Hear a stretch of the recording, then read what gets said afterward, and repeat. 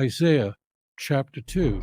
Nations will be rebuked by the Messiah himself, and as a result, they'll take their swords and spears. A nation will not lift up sword against nation, neither will they learn of war anymore. Think about where we are right now.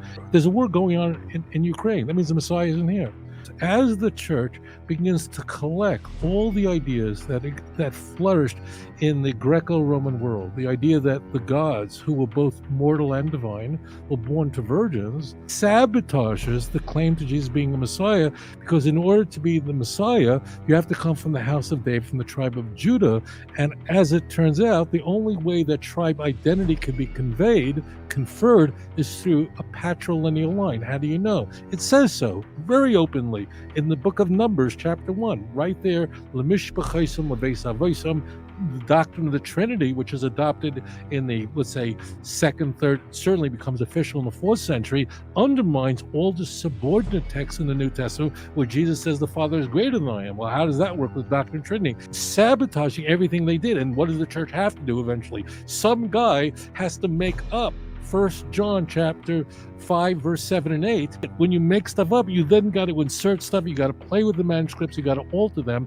You got to be shuffling stuff. It's always a false deal. Okay. No, it's made up. It's phantom. It's as kosher as 1 Corinthians chapter 15, verse 3 and 4. There's no verse about anyone rising from the dead on the third day, and the Messiah is relatively unimportant in that he's just the fulfillment of a Davidic dynasty, of a Davidic covenant, Davidic promises. The Messiah is only mentioned with 6 Hebrew words, that he will rebuke the nations. That's all. That's all he will do.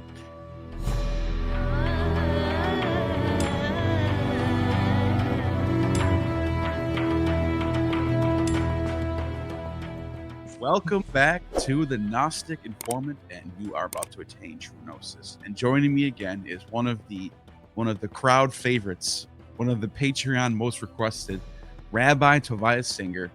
Always a blast to have you on, and we've had some great videos with you so far, and we just want to keep digging into this. And we're going to start off with the question I get from a lot of people is, the Messianic promise is all fulfilled in the New Testament. It's so clear. What do you mean? How do you not see it? It's all in the New Testament. And it's like, wait, you're saying the New Testament proves the New Testament? But wait a minute. Let's go back a little bit. Let's go back in time. Let's see what the Messianic promise really was. Who was the Messiah supposed to be? Is he supposed to be God himself? Is he something else?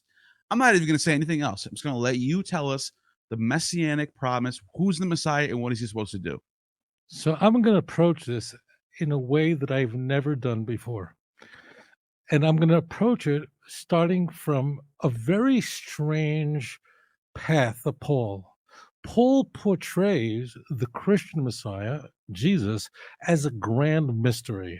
And people, I think, don't ask this question of why is Paul constantly saying that there's a grand mystery going on in Ephesians chapter 3, verse 3, in 1 Corinthians chapter 2, verse 7 and 8. There's a phenomenal mystery. The whole mystery of Christ is something that's so secret that if the rulers of the epoch had even known the mystery, they would have never crucified the Lord of glory. What is he talking about? I mean, in Tanakh, we don't have anything about mysteries. In Tanakh, it's very clear what the Messiah is supposed to be. Think about this. I don't know if I'm sure someone else must have thought about this. I think about this a lot.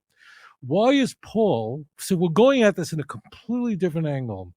Why is Paul appealing to a personal revelation? Like, why did he need a personal revelation on a road to Damascus? Why do you need that for? Why can't the Messiah come and you just know it? Why is Paul saying that what he has as revelation is superior to anyone else in Galatians 1 and 2 and Philippians chapter 3? It's all over Paul's writing that he has a unique revelation and it's superior to all others because it's directly from Jesus Christ. He didn't get what he got from Jerusalem. What is he talking about? Why does he need to do this? The reason is something you kind of alluded to in the introduction, and that is that nothing of what Jesus does in the Christian Bible is what the Messiah is supposed to do. And therefore you have to say this whole thing's a mystery. See, Christianity is the motherlode of mystery religions, and you need special knowledge, hence gnosis. You know, when people think that sort of Gnostic Christianity began in the 2nd century, that's a mistake. Right. Of course, the iteration of Gnostic Christianity that we are familiar with through the patristic fathers is one that they were managing in the 2nd and 3rd century and confronting and heading off. But in reality, Paul is the motherlode of the mystery religions. Why? Because he's saying there's some grand mystery that I have privy to, and listen to my version of Christology, not you foolish Galatians, the Christology that's coming from fellow believers. Paul is fighting with fellow believers. So let's add this all up. Why do people have to say, when you talk to Christians, the Lord spoke to me? The Lord laid it on my heart. Like, why do I need that for? And what happens if the Lord didn't lay anything on my heart? That means I can't go to heaven. I can't be saved. Like, salvation is only for people who have high IQs or PhDs who talk themselves and speak in gibberish. So let's talk serious. The reason why Paul must appeal to some mystery throughout, and this is almost unique to Paul, in the Christian Bible, the idea that there's a mystery, setting aside the book of Revelation, it's all Paul. All of it is. Ephesians, Corinthians, all over the place. Why? Here's the answer. Because Tanakh is very plain. The Hebrew Bible is very clear about what will happen in the final redemptive process with the heir of David. God made a promise to King David in 2 Samuel chapter 7, verse 12 through 16, that out of you will come along a dynasty that will never end, will go on forever. And here is what is going to occur. Isaiah chapter 2, nations will be rebuked by the Messiah himself. And as a result, they'll take their swords and spears, implements of war, turn them into plowshares and pruning hooks. Lo yisa goyel goy cherva, lo yilmudu oid milchama. Nation will not lift up sword against nation, neither will they learn of war anymore. Think about where we are right now. There's a war. There's a war going on in Ukraine. That means the Messiah isn't here. Right now. It's simple. It's so simple. We're done here. That's it. You know, the animals, predators will lie with prey together. Isaiah chapter 11. And this is explicit. You know, I know you, the viewer, have may not be a believer, or many of you do believe. Whatever it is your faith is, it is clear to any person what these passages are conveying. The prophets are conveying that there will be a worldwide peace, that in fact he will speak peace to the nations. Zechariah chapter 9 verse 10. The Christians all know Zechariah 9:9 because that comes to the triumphal entry in the Gospels, but they don't know Zechariah chapter 12 verse Zechariah chapter 9 verse 9. This is a big problem, my friends. So there'll be a universal knowledge of God. The knowledge of God will cover the world as the water covers the sea. Isaiah chapter 11, verse 9. Book of Habakkuk, chapter 2, verse 14. You follow? Everyone will know, from the least of them to the greatest of them, says the Lord. Jeremiah chapter 31. The building of the temple. There's a destroyed temple that must be rebuilt. In fact, in a strange way, I don't know if I ever said this, but the Messiah has to come when there is no temple. Because if one of the things that the Messiah does is bring about the building of a third temple, which is described explicitly in the last 3 passages of Ezekiel 37, Ezekiel 41 through 48 is all about this temple. So the Messiah is coming when there isn't a temple. That means Jesus just came at the wrong time. I mean, just forget, Messiah doesn't come while a temple is standing. Messiah comes once a temple is destroyed. That can trigger, and then you can build something that has been destroyed. Elijah the prophet ushering in that great day of the Lord. That's how the prophets end in the book of Malachi. It's the last handful of verses. So these are the critical events: the resurrection of the dead, Daniel 12:2, Isaiah 26 verse 19. This is why there's this constant appeal to personal revelation and competition among the early Christians of who had personal revelation. I mean, Tertullian, you and I know him as a fairly early church father from Carthage, 3rd century. He was born in the 2nd century, who belonged to an iteration of Christianity that was kind of like the charismatic movement that we have today, where they believed in some prophecy, the Montanas, that kind of view that like God is having this ongoing. Why do you need personal ongoing? Why do you need God to speak to you? Well, the reason is because Christianity is doing everything the Messiah is not supposed to do and has done nothing that the Messiah is supposed to do. So there has to be some kind of secret, mysterious fulfillment plan that only is known to people who have special knowledge, who understand the mystery. And Paul's always saying, you guys don't know the mystery. You can't be saved. Here it is. That's what's really going on. Wow. Now, I know, so, and I think one of their solutions to this was to sort of invent this idea of a second coming. Of course. And that way they can sort of sweep all this under the rug and say, oh, yeah, all that stuff that they promised, that's the second coming. The first coming, this is what happened. But Right. all the stuff that you're talking about, that's the Right. second coming. I want to just unpack that one piece. Now, while a second coming effectively explains away any false Messiah, I mean, if there's a second coming, then my sister-in-law could be the Messiah. She didn't fulfill anything. She'll do it in a second coming. I mean, that's the whole reason why someone has to invent a second coming is because it didn't happen, because it failed. Then who then can't be the Messiah? Then anyone could be the Messiah. Then anybody who claimed to be Messiah in history, and there were many people who did, can be the Messiah, but they just accomplished it in the second coming. I mean, the point of the Hebrew Bible is that everyone gets it, everyone knows, and that it's falsifiable. That's the key point of it. But I want to take this deeper than I've ever taken this with an audience. I don't. All right, let me do this here. I want to sort of amp this up because I want people to get this. Christians would say that, look, it's not like Jesus did nothing. Listen very carefully. He did do many things. He rode into Jerusalem on a donkey or two, depending if you believe Luke, Mark / or Matthew. He was born of a virgin, and he was born in Bethlehem, right? Those are fulfillments, right? And he came out of Egypt, fulfilling prophecy. So here's what Christians would say. I want to present this in a way that's really unique and novel, and people will get what's happening here. People will get the magic show that we're watching, pun intended. Christians actually would convey it in the following way. There are 2 categories of messianic prophecy that could be divided in the following way. There's category number 1, which are those prophecies that Jesus already fulfilled. I've heard one Christian say, you're buying a house, it's like the down payment, and you got to pay off the house. So category number 1 are those prophecies, manifold prophecies that have been fulfilled, and you'll find them all over the New Testament. I want to ignore for a moment the veracity of those prophecies. I just want to ignore all that. Okay. And then they'll say there's a whole bunch of other prophecies, because everything I'm telling you, Christians will agree on messianic prophecies. I mean, Isaiah 11, Ezekiel 37, these are pregnant with messianic prophecies. Right. All right. So they'll say those are messianic for sure, but that's category 2. Those are the ones that Christ will fulfill in his second coming. Okay, got it?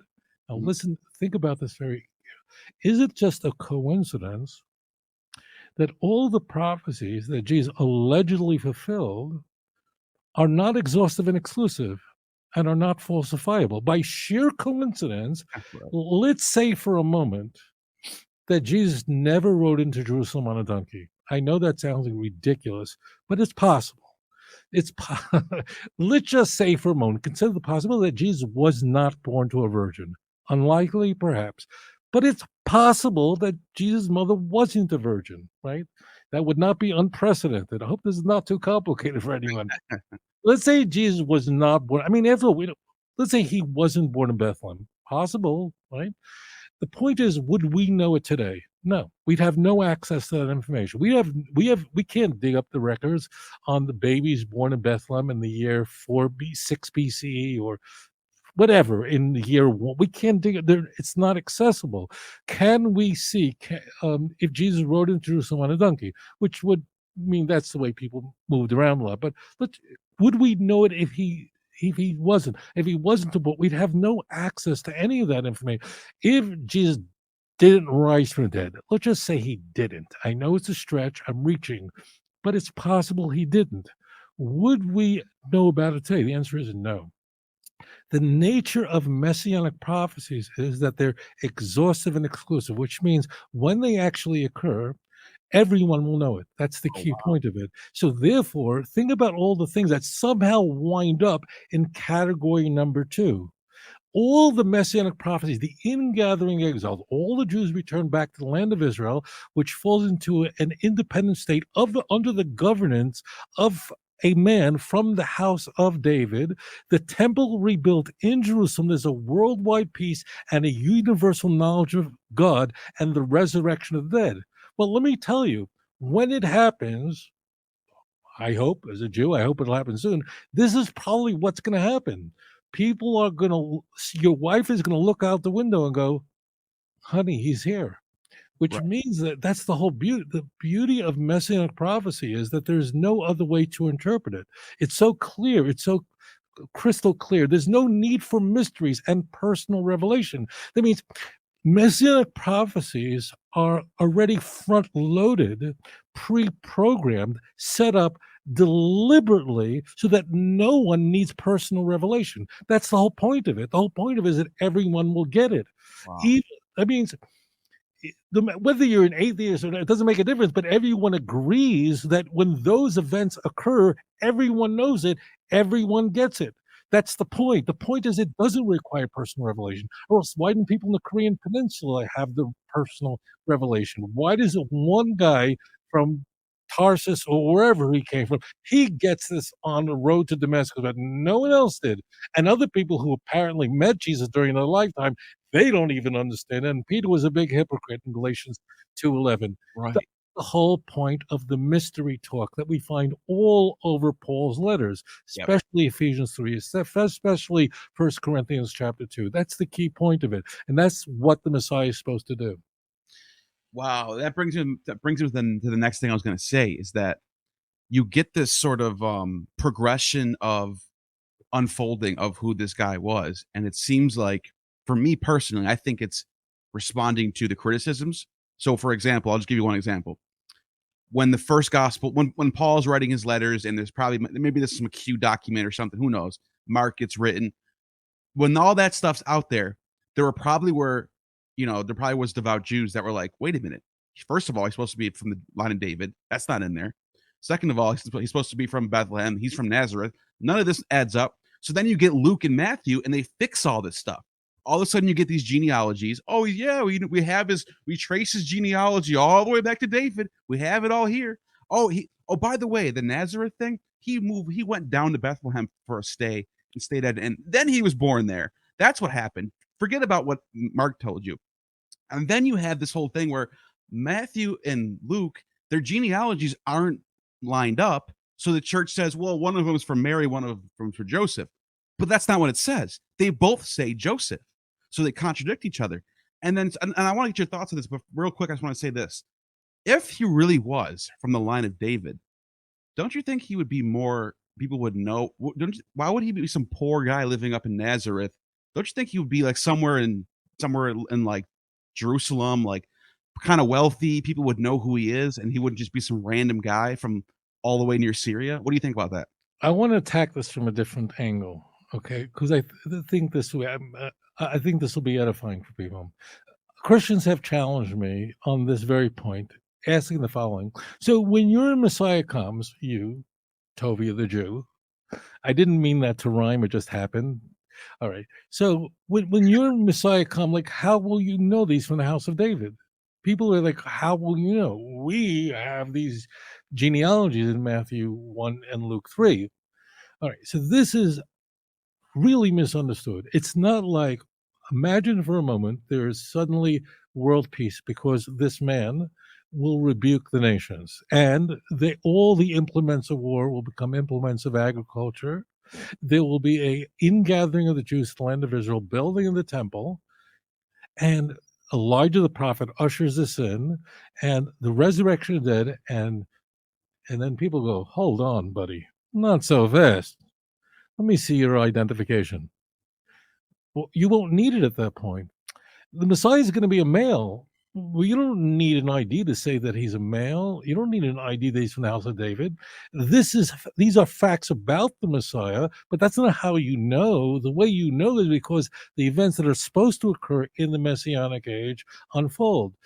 Now, you alluded to, well, you quite directly to the problems that the church brought upon itself as it developed and unfolded. And I like what you said. I think it was intentional.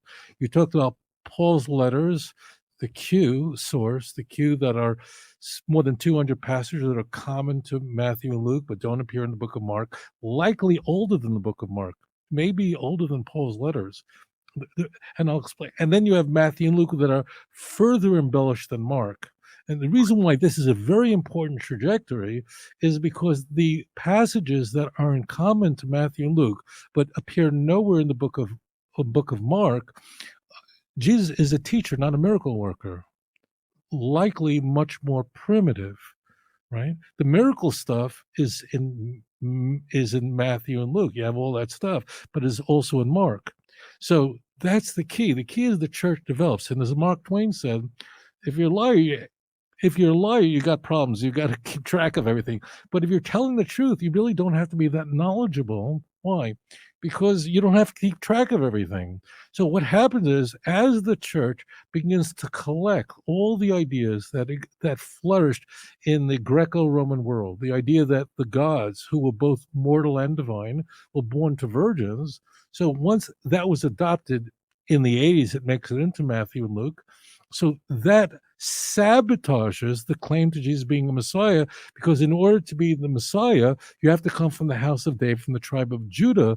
And as it turns out, the only way that tribe identity can be conferred, is through a patrilineal line. How do you know? It says so very openly in the book of Numbers, chapter 1, right there, Lemishpachaisam Leveisavoisam, Numbers chapter 1, verse 18. It's very explicitly there. So Joseph, therefore, according to Matthew and Luke, are providing for us a genealogy of Joseph, a putative genealogy of Joseph, not the genealogy of Jesus, because Joseph then was not the father of Jesus. So it collapses on itself. It's so funny. Right. No, that's such a good point, because like even at that point, they're claiming he's not even has nothing to do with Joseph. That's So right. why would that even through adoption that matters all of a sudden? And that's Well, just, hold on for adoption. I'm doing this because people mess up on this. They say, well, Joseph adopted him somehow, even though this is not my. There are many viewers listening to my voice and yours right now who are adopted. Okay, so let's think about this for a moment. So adoption cannot confer tribe identity, but I want to attack this from another angle. I want people to this is really very simple. If you're watching this show now and you are adopted, two things had to happen in order for that to occur. Number one, whoever your biological parents are, they had to have given you up for adoption. And then your parents have to have adopted you. It requires two parts to that change, creating an adoption. If Jesus was adopted, who gave him up for adoption? God? Like the story, it's silly. Like God gave Jesus up for adoption. The whole thing is very, very silly. What Right. really is occurring here is people are just getting themselves into trouble, as you and I would. If we tried to sneak into a country by using a false passport, we'd get us and try to keep track of all our lives. And this is why James Bond is such a genius. And the reason why we marvel when we watch because James Bond is like lying through his teeth and just keeps track of everything somehow. But it's a movie, it's Hollywood, you could do anything. But in real life, it doesn't work. And that's what happened to the church.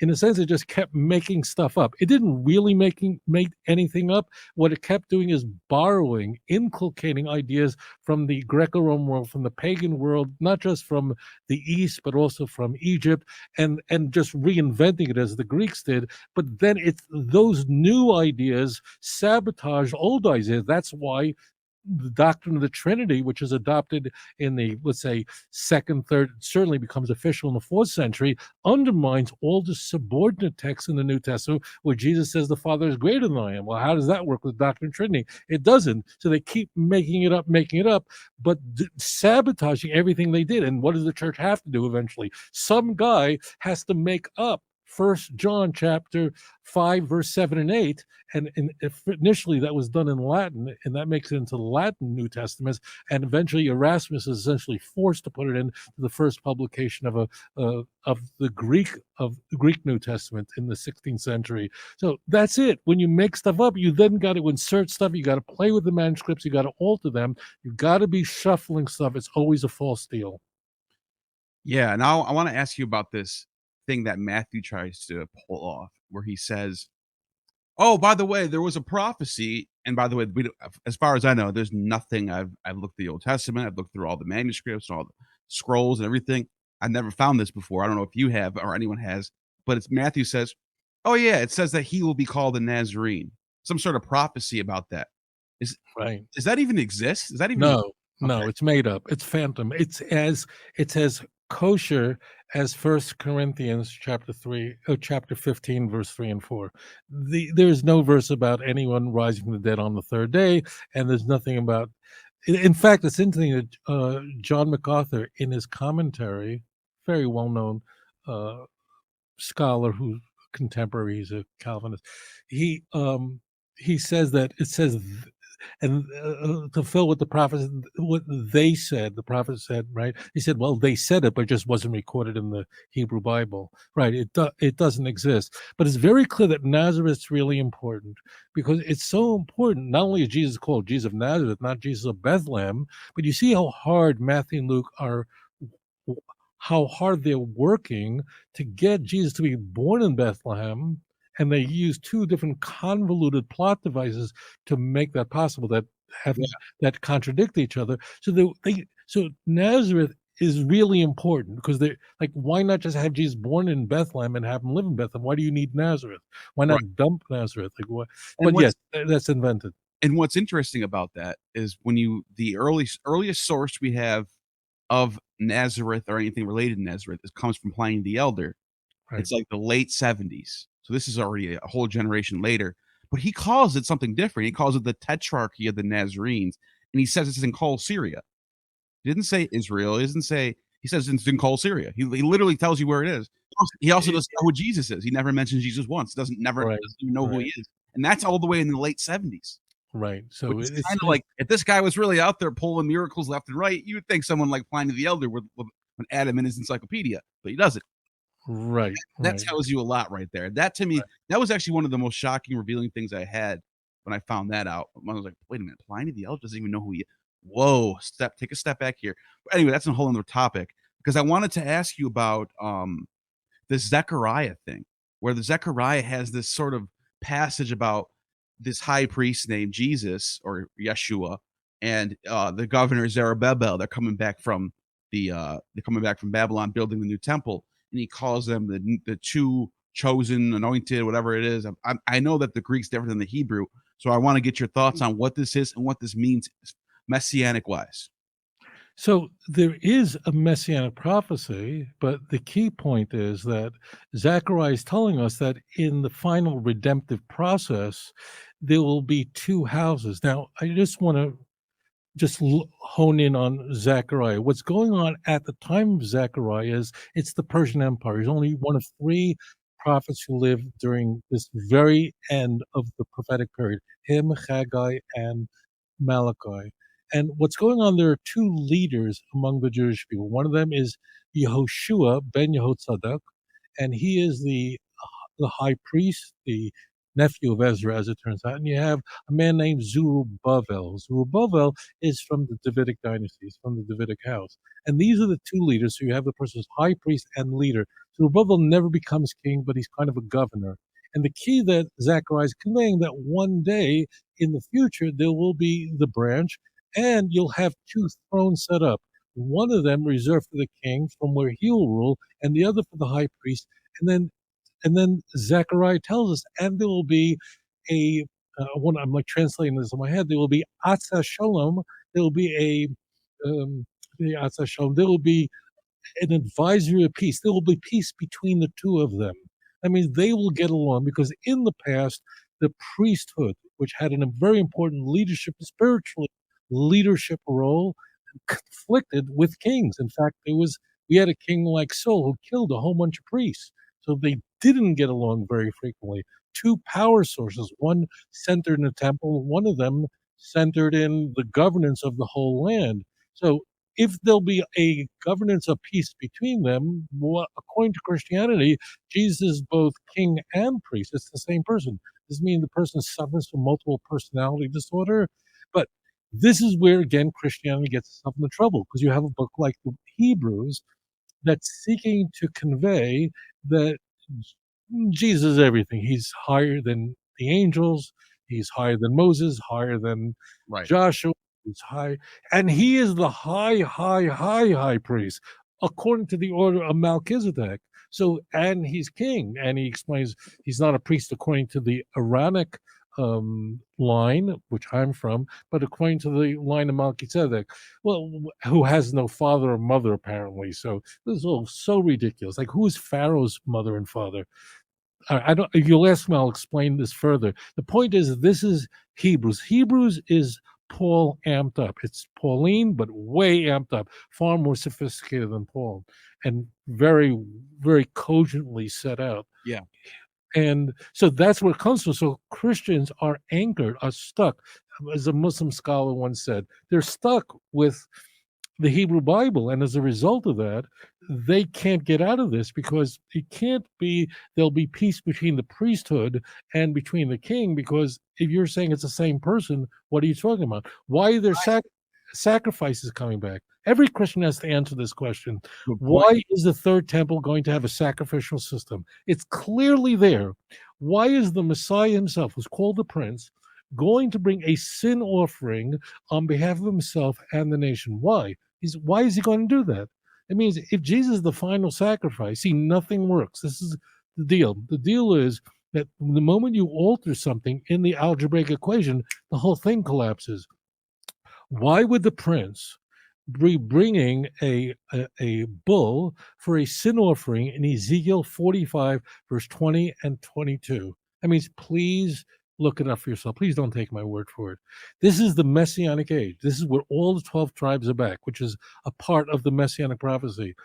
According to the Christian, this is so problematic. For those of you who were Christians, do you understand the problem? Number one, the Christian Bible says there will be no longer an animal sacrificial system. Romans 6, Hebrews 10, 10 verse 18. It just can't be. Number two is the Messiah, according to Christianity, is supposed to be sinless. And I don't know why this is a big deal to be sinless if you're God. Like what's the temptation? What exactly is the temptation? I mean, Jesus was led into the wilderness with tempted, but what does that mean? This is where it all falls apart, because he's a man who by the way, when he gets baptized, he repents his sins. What sins? He's God. How can he have sins? He's his blood. He's a flesh and blood guy who dies on the cross. Wait a minute. If he's God, he's eternal, then this is all just a pre-planned thing. He didn't suffer anything. He didn't sacrifice anything. He's up in heaven now. He just played an act for us. So this to me, and I want to get your thoughts on this too, because I think this is all coming out of the mystery religion. This is all Greco-Roman stuff infiltrating this Jewish cult, whatever you want to call it, these Christian Nazarenes, whatever the hell they are. And but what's even, you mentioned earlier, the 3-day motif has nothing to do with anything. It's nowhere in the Old Testament. But where you do find a 3-day motif is the Addis day of blood, 3 days later, the day of washing. You have Inanna and Ishtar descending in the underworld, getting pinned by a nail to a wall, to wood, for 3 days, and then resurrecting with the dead and bringing up the dead on the spring equinox. So all of these motifs play into the Christianity, have nothing to do with the Old Testament. Right. You know, I love Chinese food, and I have a feeling it's possible that you do too. Yes. All right. Like, who doesn't? We thank God for the Chinese people. All right. Thank you, Lord, for the Chinese. Okay. So, what the difficulty when going to a Chinese restaurant is that you just don't even know what to order, because it all looks so good. Like, it's all great. Like, you could just close your eye and just put your finger somewhere, and I'll take it, and it's going to be great. Right? Like, who doesn't like Chinese food? All right. But so actually, Chinese restaurants, I remember as a kid, that Chinese restaurants had a solution to this, and that was you got a poo-poo platter. I don't know if they have that in non-kosher restaurants. Okay, so poo-poo platter, the point is that you just get a little of everything, and they actually bring it out to you on like almost an altar. There's a fire in the middle, and you bring sacrifice in the middle of a Chinese restaurant. But the Wow. point is a little of everything for anybody. So you got the egg rolls, and you got the beef and chicken, and the whole thing is all there. That's what Christianity is. When Justin, in his apologetic work, was confronting pagans, which is part most of what he did, not all. He confronted Jews as well, but pagans. He said, "What is your problem? We're these old beliefs. You believe things just like it, as fantastic as this." And he was being quite accurate. What Christianity is select this, select that. And I'll add this just a further for you. It's so interesting when you travel outside of the West. It means you're not in the United States anymore, but you visit Brazil, as an example. I've lectured in Sao Paulo and Rio, in Mexico. Roman Catholicism is way amped up there than it is in Washington State, and there's many more statues and saints and candles, and just it's why? Because they like it there. Why? Because it matches well with the indigenous people who are there. So what the Roman Catholic Church, we could observe this today. The Roman Catholic Church the worship is unique to each different nations with different cultures. Why? Because what they've done is in Mexico, they've adopted the pagan beliefs that the people of those lands already believed, inculcated them, and that's why it's really different. Whereas in the United States, it's really kind of washed down and it's more clean, it's more Western. And in South America, it's like, holy smokes, everyone's just praying to Mary and bowing out the statue they never heard of and lighting candles all over the place.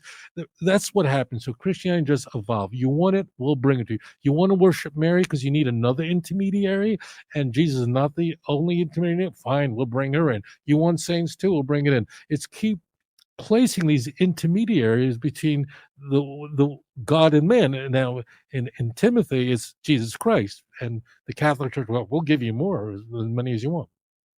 Yeah, and that was sort of what the Roman imperial cult used to do even before they converted to Christianity. They were just going around, and Pompey the Great would conquer Asia, and they would say, "Oh, they worship Mithra here. We're going to worship Mithra now. We're going to bring their whole priesthood to Rome, and we're just going to have them pay us the taxes instead of those guys, and just have control of the priesthood." And so it was sort of the Augustan age. It's sort of how it was, and I think Christianity just fits right normal and like just business Absolutely. as usual as all these other. It's the same thing. It just claims to have a roots in Judaism, which it probably actually does, but it's just not the it's falling off the plan, basically, if that makes sense. This is the way the Samaritans thought. Like, who are the Samaritans? Okay. This is just a real quick thing here. The Samaritans came to the land of Israel during the Assyrian Empire. They were the 10 northern tribes were carried off by the Assyrian Empire finally with Sancherib, and they were put in somewhere else. Well, we don't know. Okay. But that was the method that the Assyrians had. It was brutal. And that is when you conquered a nation, you also expelled them. So you took, if the Russians were going to Ukraine, it wasn't enough just to bomb the place. You had to take everyone from Ukraine and send them to China and bring in the Chinese. Someone else from Taiwan had to come in. The key point is, who were the Samaritans really? They were the replacement people who were conquered for the 10 lost tribes. They came to Israel with their own gods coming from Kuta, from another place, and they came under lion attacks. And lions were indigenous to the land of Israel. Not today, they're gone. They're only in zoos. But lion attack was a real serious threat. And they started going, why are lions attacking us here? We come to a new land under the Assyrian Empire. And they concluded that, in fact, the lion attacks must be because we don't worship the indigenous God. They found out and they said, okay, we're going to worship that God, the God of the Jews. And that's why their conversion wasn't accepted, because they converted for all the wrong reasons. And then this tension mounted between the Samaritans. But so this idea that we should worship the indigenous God is very, very ancient. And once again, Christianity invents nothing, it borrows everything. Rome did not convert to Christianity. Get that out of your mind. It's Christianity that converted to Rome. Yeah, that's a good point. That's a good point. And so I'm now I want to ask you about when the Septuagint gets created, whatever the story is, I know it's some magical story that Josephus tells us that 72 men did this magical thing and they all converted the same words into Greek, blah blah blah, whatever. But what happens after that, though, second century BCE, first century BC, somewhere around there, you get these Hellenized Egyptian Alexandrian Jews who they're basically Greeks, but they're like into the Septuagint. You get people like Aristobulus of Alexandria who says Sure. Aristotle's so great. Look how great the Platonic philosophy is. Philo is a prime example of this. And he Sure. starts. What is your thoughts on people like that? Because their theology obviously is borrowed by the Christians. Obviously, what do you think Right. about people like that? So they naturally assimilated. It is uncontroversial that Alexander the Great was the most important figure in Western civilization. And the Greek language had spread. Hellenization. So, what is Hellen? That means being Greek. Helen is the name of a Greek god, happens to be a male, not a female. But the point is, Greek spreads, and Jews who are in the empire, it doesn't only have to be in the areas you've mentioned, but also in Africa, are already speaking Greek and adopting Greek thought. You mentioned Philo. Holy smokes, Philo was born in the year 20 BC. He died in the 50s, around the time Paul's writing his letters. Right. Philo was smack right there when Christianity emerged. Philo, Never we mentioned Jesus once. no, and Philo writes a lot. If someone sneezed, another guy said Gesundheit, He would say Philo recorded it. And right. Philo was in Israel. Although he was from Alexandria, he frequently was here in the land of Oh Israel. yeah, he talks about it. Yep. Right. So he was here, and somehow the graves opening up, somehow, and dead people walking around Which, by the introducing way, themselves. something you get from Virgil when he talks about how when Caesar died, graves opened up, the sky turned black, the moon turned red. That's weird. That sounds like the same story. Anyways, Neil, I just want to share this weird thought with you. I've had this thought, and I never shared it with anyone. sure. There are Christian scholars. I'm not going to name them because I don't want to insult people, but there are Christian scholars who really are believers, who really are devout Christians, and they don't believe that one, or they have trouble when you ask them about it. Right? When you ask them about the zombie apocalypse, so then they go, that may be some, and I don't know why they have trouble with that. That means, why would this be a big magic? Like, why would that be more difficult than Lazarus and Jesus? I mean, why is that a bigger deal? Hey, Somehow it's so loaded front end with mythology that people just gag on it. They just gag on that one in Matthew's passion narrative, and they obviously wonder why the other three don't have it. But it's interesting that Christian scholars very frequently, who are believers, go, well, not that one. That one I can't swallow that one. Interesting. yeah, No, yeah, and I think it's because it's such a. First of all, for only one of them to record this, was like, wait, this is such a big thing. They all should remember. And in fact, I think is it Matthew's gospel that does the that's story? right. Only Matthew. And Matthew even says everyone saw it and everyone was amazed. If That was the whole point. They agreed saw on it, it. if Right. everyone saw it, everyone was there would be nobody left who's not a Christian. Zero. There would be no one left. Why would you? It's like it's like standing in front of a cliff. Are you gonna walk off the cliff and die? No. You're gonna do what naturally is survival. And if you know Christianity is true, you're not gonna reject it. So Right. the fact that anybody is not a Christian after that event is mind blowing, which kind of tells you what happened, right? Right. And it is also striking that in the Gospels, Jesus' post resurrection appearances, obviously Matthew, Luke, and John, Mark doesn't have any post, are all to people who already believe this stuff. Like, if you're Jesus and you want to convince people, why don't you just like go to the Sanhedrin and say, "Hi, everybody, I'm here." I mean, that's very strange. Let me phrase this a That's a little in a way that we can relate to this. I'm not being naughty here, that's a but good point, though. of course. I mean, I lived in the Far East. I served as rabbi of Indonesia for 5 years. Okay. So I was all over the Far East serving as rabbi in different communities. One of the things very striking is that in the Philippines, Mary, the Virgin Mary, was appearing, having breakfast, having pancakes with ladies all the time, every Sunday morning. That was a very big deal. Like in the Philippines, same thing in Brazil. People are seeing the Virgin Mary all over the place, right? Like if I were the Virgin Mary and I wanted to like convince people. Like, why don't they go to Saudi Arabia? She can't get a visa. Like, why don't you just go to Kuwait? Like, why is she appearing only in places where they're predisposed to believe this? Like, why don't you, like, why not come to me? Like, I would be the guy you'd want to have breakfast with to go chow behind there. I mean, what? So the point is that she's appearing to people who are already predisposed to believe that kind of stuff. Follow? Like, Yeah. why is she? And by the way, it's almost, this is going to be controversial, and I want to say to you, the viewer, don't go off on me on this, okay? But I'm going to say it because, or else Neil will never bring me on again. But it's true. Why is it the people who have these visions of Mary? I mean, these visions of Mary. Why are they almost always women if they're adults? Like, what? Why are they 99% of the time women? Like, why? Like, smoke that. Put that in your pipe for a moment. I'm just saying. It is. Why? Women are more passionate, more whatever, but they are. So here you go again. And that's what I think. I've spoken about this on other shows. I think, the sudden appearance of Mary Magdalene all over the passion narratives, where she's almost nowhere anywhere else except for Luke 8. And she's crazy in Luke 8, and Jesus has to cast out demons from her. That's what I think happened. There's no empty tomb. That's all arranged later. And it is some hysterical woman that comes up with this stuff. Yeah, I don't think, and you might know about this too. You might know about the history of, burials in Jerusalem. But if I'm not mistaken, if some criminal from Nazareth, I'm talking in the eyes of the court of the people in Jerusalem, he comes from Nazareth. They don't know him. He's not from there. He comes to Nazareth. He winds up getting crucified. Are they going to give him a tomb? Isn't that kind of expensive to get a tomb? It's not.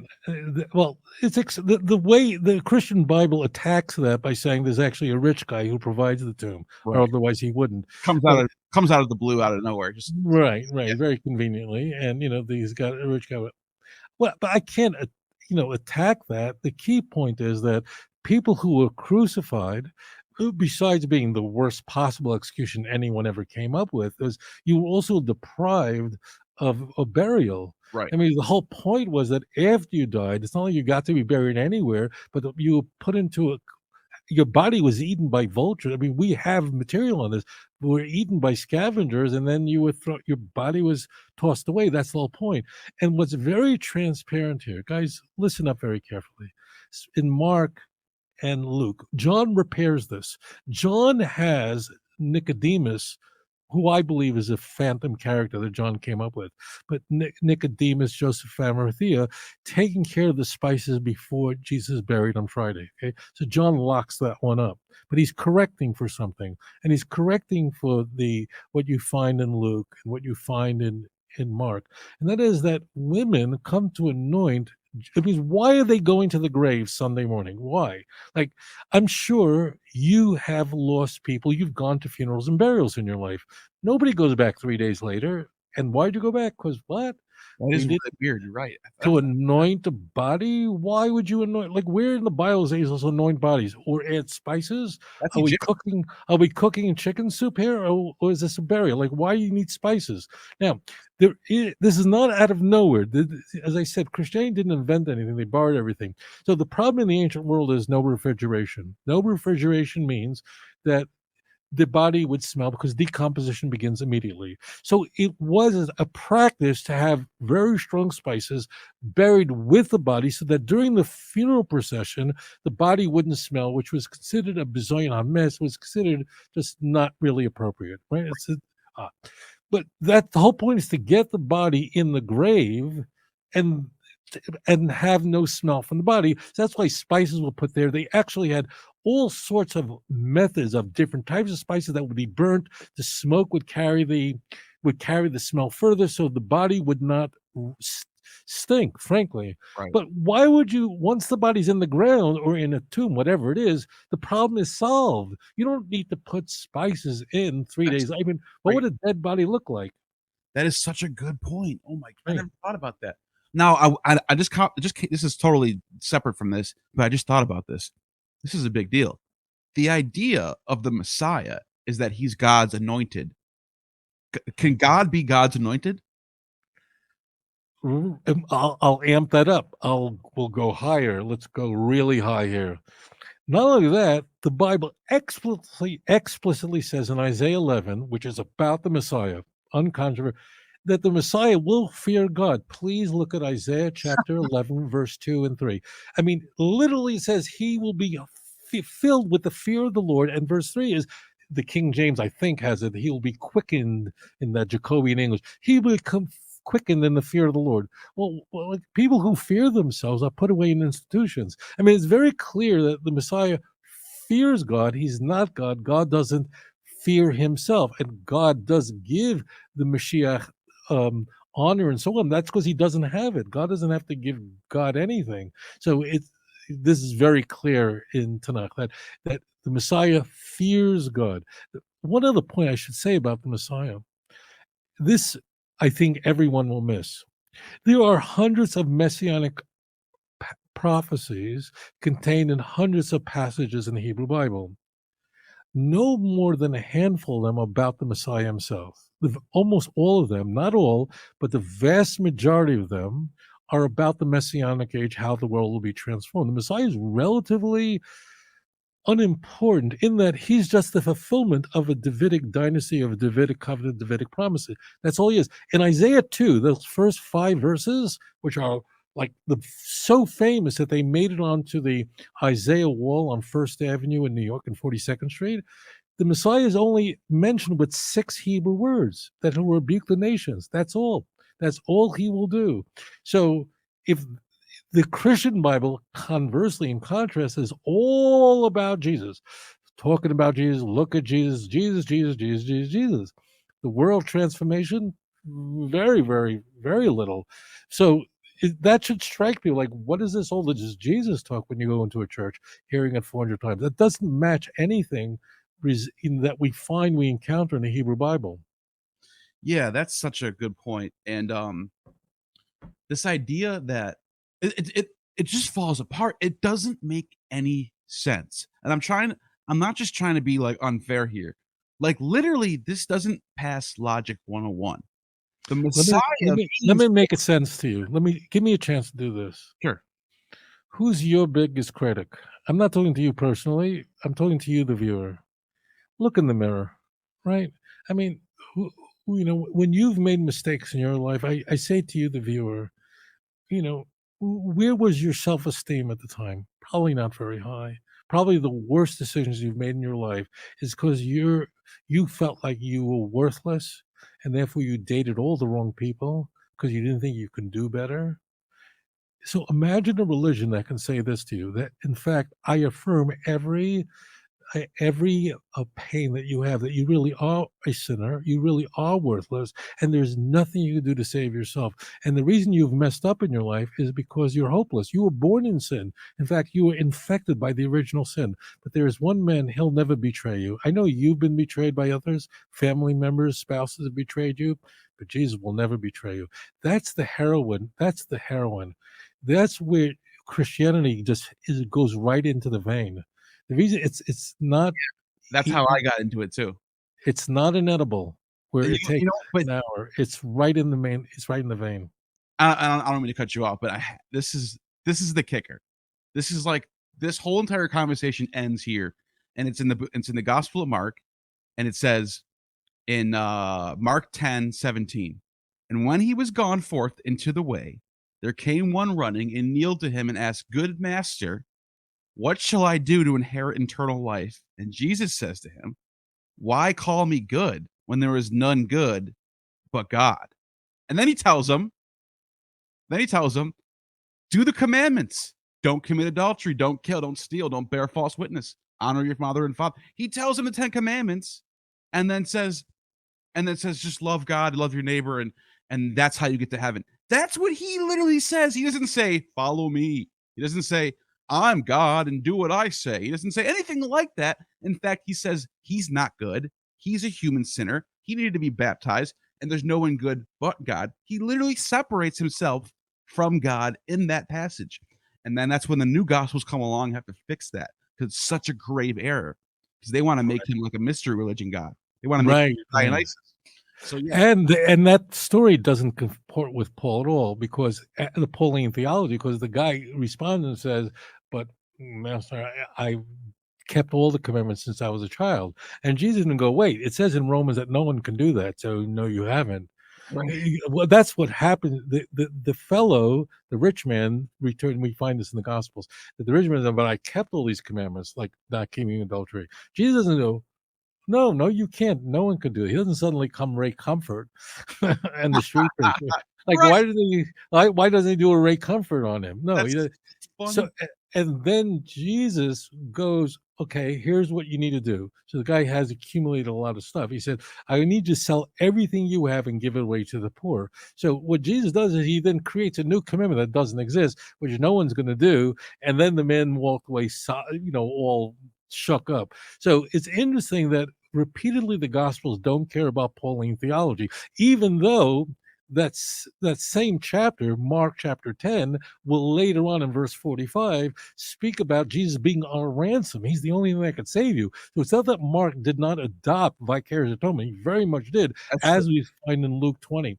But the key is that's why these stories that are distilled in the Christian Bible are disconnected from each other. You can have the guy saying, I kept all the commandments, and Jesus doesn't go, you can't do that. Paul would have said that, right? Hebrews would have said that. But Jesus goes, all right, then I'm making up a new commandment, sell everything. Well, no one, that's very much like a Sermon on the Mount kind of thing. Well, you have heard, you should not commit adultery, even if you, in your mind, so then you've done it. Well, that makes it impossible. So that's the same story there. It's very much like, where did that come from? So that's part of the story. No one can do it. This is why Christianity is a religion that has to be respected as you'd respect North Korea. I didn't mean that in a bad way. Actually, I did. But the point is that this is where the high comes from, that you're a sinner, you're worthless, nothing you can do. Bingo. Very well said, Neil. Yeah. And so, I mean, that to me, that's like, I'm not, I'm trying to be as fair as possible, but like, that's a defeater. That's just like, how do you explain that? If you want Jesus to be the eternal logos who's been there from the beginning, who knows all things, then why is he telling people that no, he's not good, but God is good? And Mhm. why is he getting baptized? And why is he sacrificing his life and his blood and being a sacrifice like the lamb, which doesn't even make sense? If he is God, right? I mean, let's just be very naked about this. Like, why is he going to God? Why did you forsake me? When he said that he tells his followers that actually he's going to go into Jerusalem, he's going to suffer, and he's going to get killed and suffer many things. And Paul and Peter jumps up and said, "Far be it from you, Lord." And Jesus says, "Whatever." Like, why are you saying so? The stories don't fit with each other. Each piece, each module operates independently, but they don't conform with others. They're different authorships that are just melded together, sewn together, and each one is sewn together as a unique module. So they don't fit together. They're all over the place. How could you have, Matthew saying on the one hand that Jesus is the ransom, but telling us the parable of the sheep and the goats? How Right. could Luke be telling us about the And prodigal son? Like that that's what doesn't doesn't make sense. And that fit. this is what I'm trying to get at is like, if he is the sacrifice, to who? Because if he is God himself, is he sacrificing to himself? Like if this is some sort of like I what am I trying to say? What I'm getting at is this: the Messiah, the literal word Mosiach means anointed. It's Mm. God's chosen savior. It's not God. Isn't there two different people here? What? Right? Well, the word Mashiach means anointed, and it doesn't tell us in Tanakh that he's a chosen savior anywhere, but Okay. rather he is the one who instructs the people. He judges people, and people will judge him, will listen to him very carefully. Zechariah 9:10. I mean, gosh, if the New Testament didn't end with Zechariah 9:9, rejoice over Zion, your king comes on a donkey, the foal of an ass. If they just didn't stop short, the next verse says, "And that he will speak peace to the nations." That's a good All point. would come to an end. Good point, That's because the soter is the common trope in all these mystery cults, the savior, which right. is what we've been getting at is like a lot of these attributes that Christianity puts on the Messiah that are not in the Old Testament are usually found in like Dionysus or Attis or somewhere else, Mithra or something like that. The Mhm. soter, the savior, and and it's a lot different than with the messianic promise of who the Messiah is supposed to be.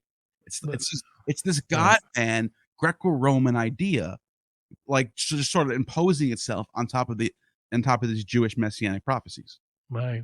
Maybe I can lock it up this way. Sure. We wanted to say Christianity versus Judaism. We might say it this way: Christianity is man's effort to create God in his image. Judaism, in contrast, is God's effort to create man in his image. They're exactly the opposite. Christianity wants to produce a man God, the perfect man who you will never be.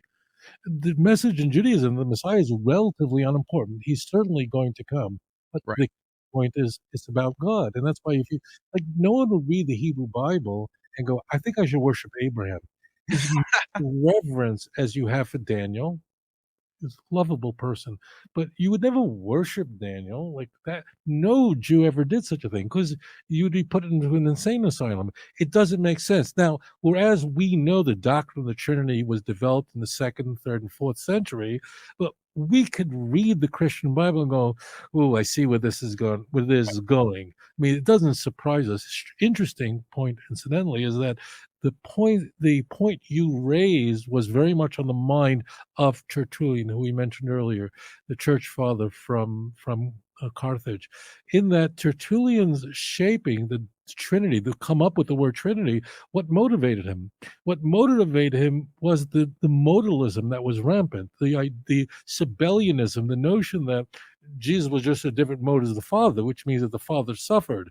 And Tertullian mocked this and thinking, "Oh, you think that the Father created everything that could suffer? That's not possible." I talk about that in volume 1 of Let's Get Biblical. That's Right. just not possible. So, in fact, the point you raised, that it's inconceivable that God could suffer, that's what motivated Tertullian to forge the idea, the doctrine of the Trinity, with the word Trinity, although Tertullian's view of the Trinity was not orthodox and would develop further. Origin would refine it higher. Then ultimately we would come to the fourth century, and that will become the official doctrine of the church.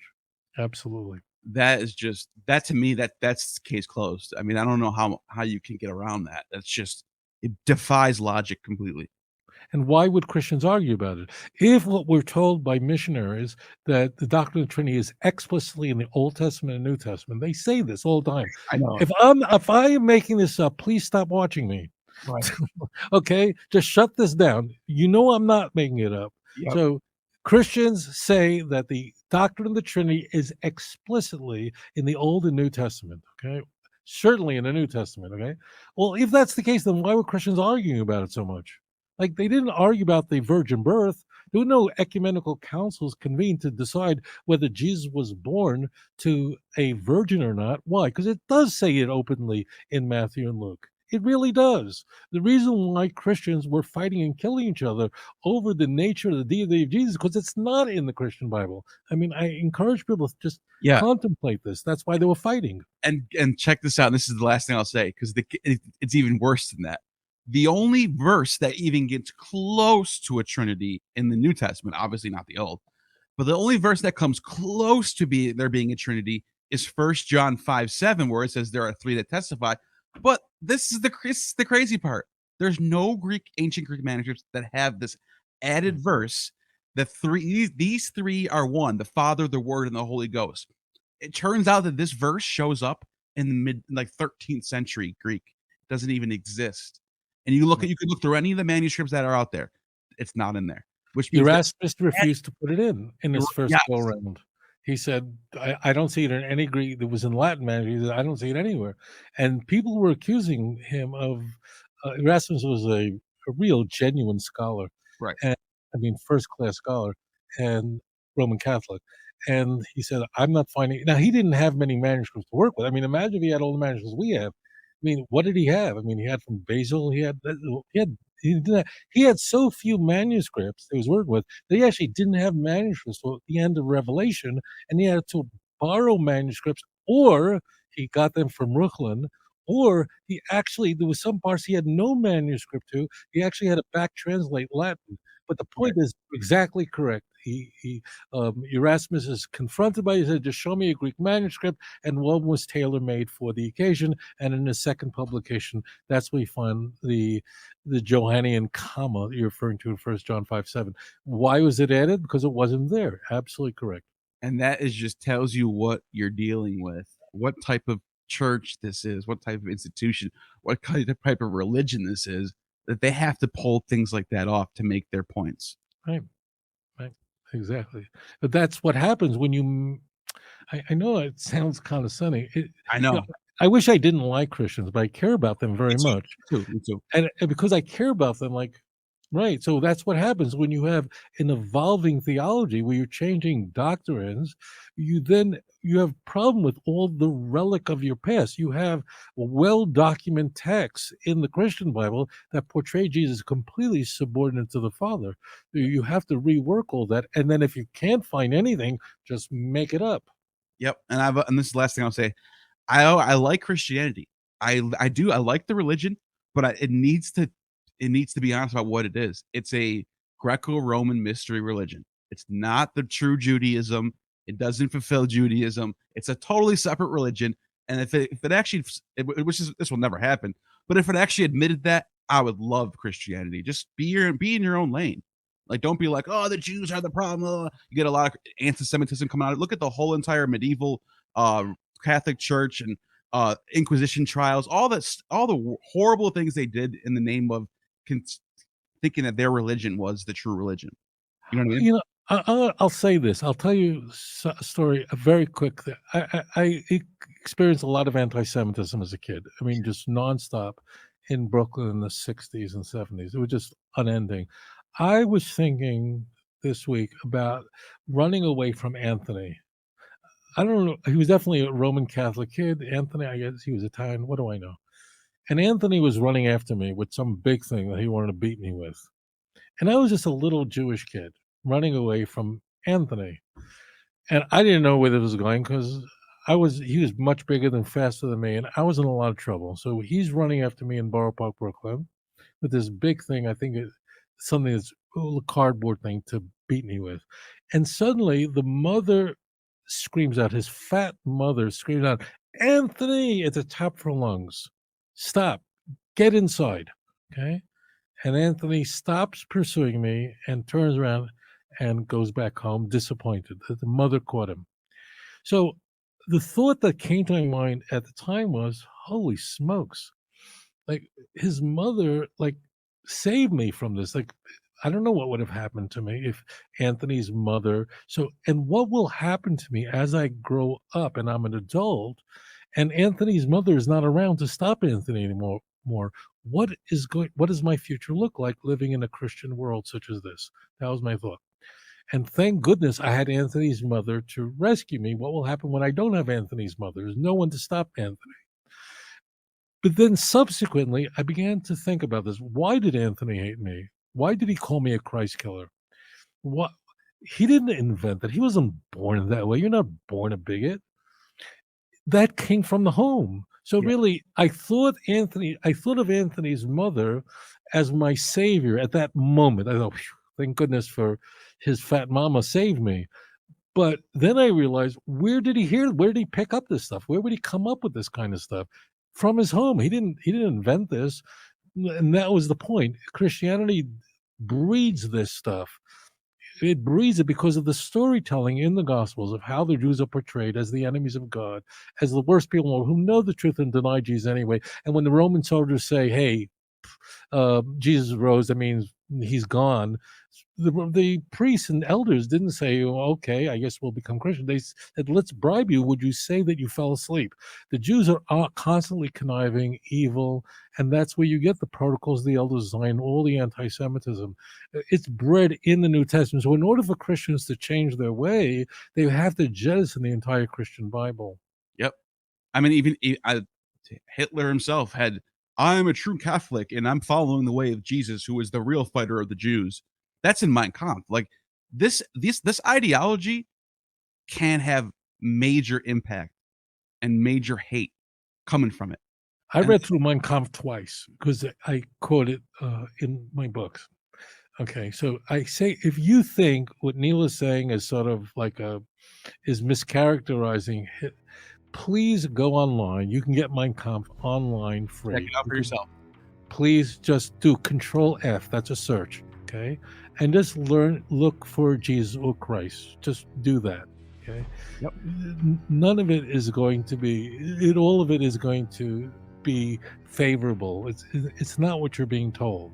Right. And yeah, Hitler was baptized in the Catholic Church, and the whole deal. Yep. And right, absolutely, yeah. Well, I always love having you on. And is there anything else you want to tell anyone? Books coming out? Anything you got going on? Well, I'll be speaking in the United States in November, and the videos are available on my channel, which is my name, Tovia Singer. And I thank you and we're going to see each other in Jerusalem in Very October. soon. Very Holy soon. smoke! Well, what more is there to talk about? Right. We're going to all be together in Israel, so I'm really looking forward to that. Absolutely. And you have attained true gnosis. You have just attained true gnosis. The demiurge has no power over you.